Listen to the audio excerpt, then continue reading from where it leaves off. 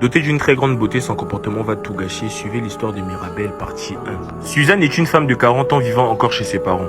Pensant qu'elle ne se mariera jamais, à la grande surprise générale, un homme nommé Antoine vient demander sa main. Ils se marient et partent vivre ensemble. Quelques mois plus tard, Suzanne tombe déjà enceinte et donne naissance à une fille d'une beauté extraordinaire. Si belle qu'il était presque impossible de la regarder deux fois.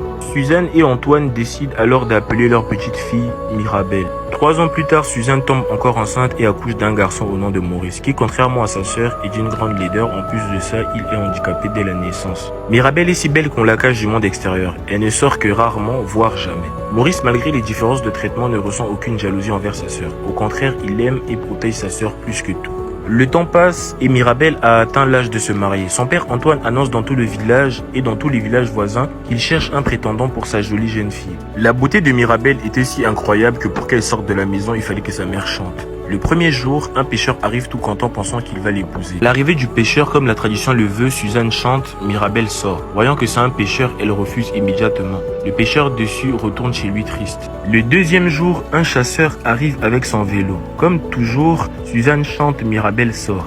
Dès qu'elle voit le vélo, elle retourne dans la maison sans rien dire. Le chasseur également retourne chez lui. Triste. Le troisième jour, un fermier à moto arrive. Comme la tradition le veut, Suzanne chante, Mirabelle sort. Là encore, elle refuse le fermier sans dire un mot et elle retourne dans la maison. Le quatrième jour, un commerçant arrive avec sa voiture. Suzanne chante, Mirabelle sort. Elle voit l'homme, elle refuse encore.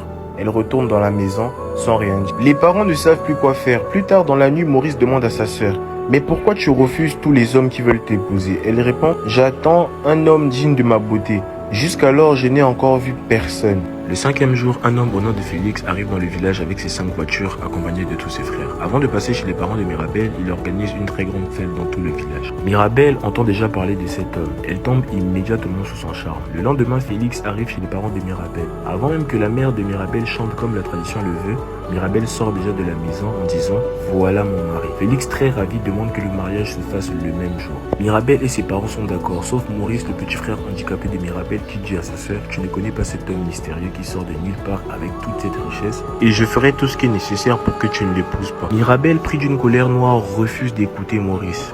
Pour éviter que son petit frère ne gâche le mariage, elle décide de l'attacher et de l'enfermer dans le puits.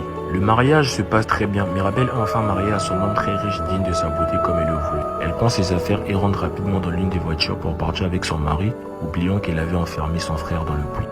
Like et abonne-toi pour la partie 2.